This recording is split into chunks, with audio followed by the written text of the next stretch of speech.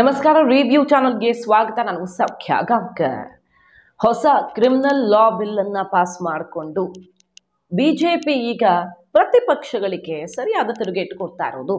ಯಾಕಿದು ಮಹತ್ವ ಪಡ್ಕೊಳ್ತಾ ಇದೆ? ಹೇಗೆ ಕಾಂಗ್ರೆಸ್ ಪ್ರತಿಪಕ್ಷಗಳು, ಅದರಲ್ಲೂ ಕಾಂಗ್ರೆಸ್ ಮೋದಿ ಸರ್ಕಾರದ ವಿರುದ್ಧ ಮಾಬ್ ಲಿಂಚಿಂಗ್ ನಂತಹ ಅಸ್ತ್ರವನ್ನ ಪ್ರಮುಖವಾಗಿ ಕೈಗೆತ್ತಿಕೊಂಡಿತ್ತು, ಅದಕ್ಕೆ ಯಾವ ರೀತಿ ಉತ್ತರ ಕೊಟ್ಟಿದ್ದಾರೆ ಅದನ್ನ ಕೆಲವು ಡಾಕ್ಯುಮೆಂಟ್ಸ್ ಸಮೇತ ನೋಡ್ತಾ ಹೋಗೋಣ. ಈಗ ಹೊಸ 3 ಬಿಲ್ಗಳು ಪಾಸ್ ಆಗಿರೋದು.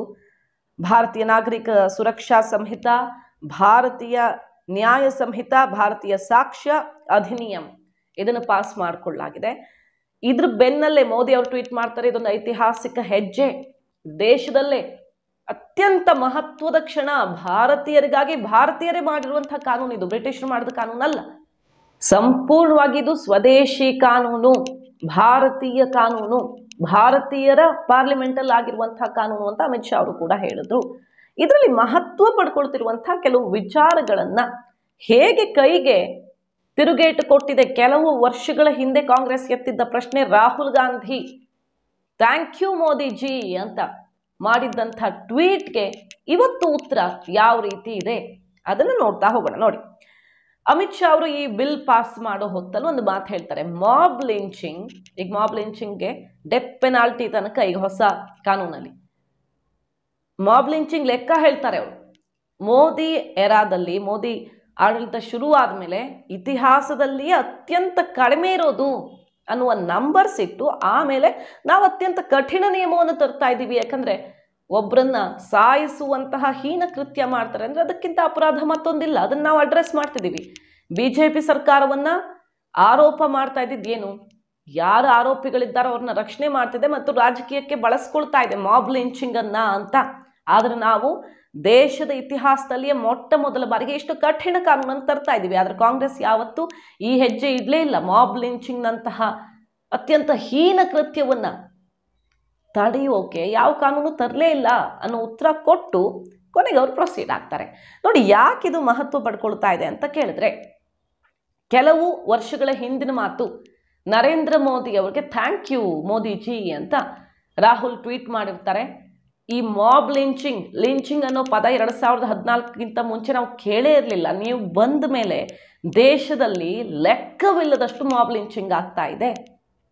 ಇಂತಹ ಗುಂಪು ಹಲ್ಲೆ, ಈ ರೀತಿಯ ವಾತಾವರಣವನ್ನೇ ನಾವು ನೋಡಿರಲಿಲ್ಲ. ಥ್ಯಾಂಕ್ ಯು ಮೋದಿಜಿ, ಇದನ್ನು ಸೃಷ್ಟಿ ಮಾಡಿದ್ದಕ್ಕೆ ಭಾರತದಲ್ಲಿ ಅಂತ ಟ್ವೀಟ್ ಮಾಡಿ ಕಿಡಿಕಾರಿರ್ತಾರೆ. ಅದಕ್ಕೆ ಬಿಜೆಪಿ ಕೂಡ ತಿರುಗೇಟು ಕೊಟ್ಟಿರುತ್ತೆ. ಏನಂತ, ರಾಜೀವ್ ಗಾಂಧಿ ಅವರನ್ನ ಫಾದರ್ ಆಫ್ ಮಾಬ್ ಲಿಂಚಿಂಗ್ ಅಂತ ಕರೆಯುವ ಮೂಲಕ ಅಟ್ಯಾಕ್ ಮಾಡಿರುತ್ತೆ. ಯಾಕೆ ನೆನಪಿಲ್ವಾ ನಿಮಗೆ? ರಾಜೀವ್ ಗಾಂಧಿ ಅವರ ಕಾಲದಲ್ಲಿ ಏನಾಯ್ತು, ಸಿಖ್ಖರ ಕತೆ ಏನಾಯ್ತು, ಇದೆಲ್ಲ ನೆನಪಿದ್ದು, ಇತಿಹಾಸ ಗೊತ್ತಿದ್ದು ಮಾತಾಡ್ತಿದ್ದೀರೋ ಗೊತ್ತಿಲ್ಲದೆ ಮಾತಾಡ್ತಿದ್ದೀರೋ? ಫಾದರ್ ಆಫ್ ಮಾಬ್ ಲಿಂಚಿಂಗ್ ಅಂದ್ರೆ ಅದು ರಾಜೀವ್ ಗಾಂಧಿ, ನೆನಪಿಟ್ಕೊಳ್ಳಿ.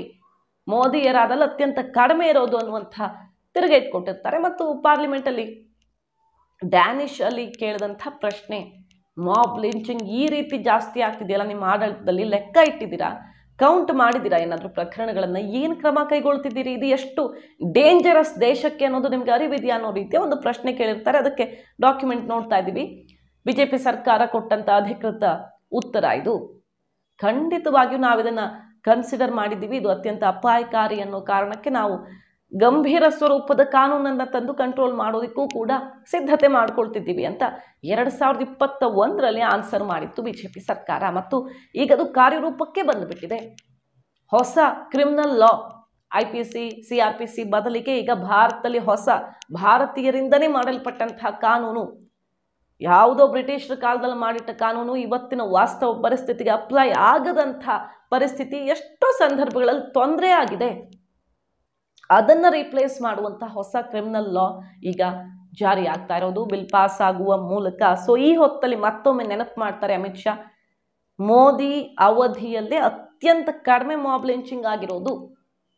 ಆದರೆ ನಾವು ಅತ್ಯಂತ ದಿಟ್ಟ ಹೆಜ್ಜೆಯನ್ನು ಇಡ್ತಿದ್ದೀವಿ. ಕಾಂಗ್ರೆಸ್ ಎಂದೂ ಯೋಚನೆ ಮಾಡಿದಂಥ ಲಾವನ್ನು ನಾವು ಆಲ್ರೆಡಿ ಇಂಪ್ಲಿಮೆಂಟ್ ಮಾಡಿದ್ದೀವಿ ಅನ್ನುವಂಥ ನಂಬರ್ಸ್ ಇಟ್ಟು ತಿರುಗೇಟು ಕೊಟ್ಟಿದ್ದಾರೆ.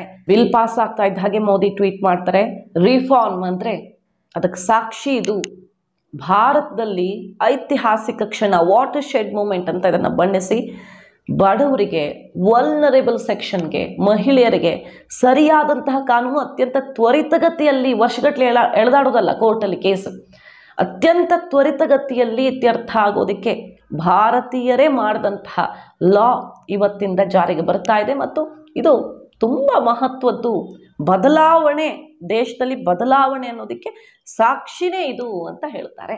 ಮತ್ತು ಇವತ್ತಿನ ಟೆಕ್ನಾಲಜಿ ಬದಲಾಗಿರುವಂಥ ಕಾಲಕ್ಕೆ ತಕ್ಕಂತೆ ಬದಲಾಗಿರುವ ಕಾನೂನು, ಟೆಕ್ನಾಲಜಿ ಬಳಸ್ಕೊಂಡು ಇನ್ವೆಸ್ಟಿಗೇಷನ್ ಮಾಡುವಂಥ ಈ ಕ್ರಿಮಿನಲ್ ಲಾ ತುಂಬ ಎಫೆಕ್ಟಿವ್ ಅಂತ ಟ್ವೀಟ್ ಮಾಡಿರೋದು, ಇದು ಮಹತ್ವ ಪಡ್ಕೊಳ್ತಾ ಇದೆ.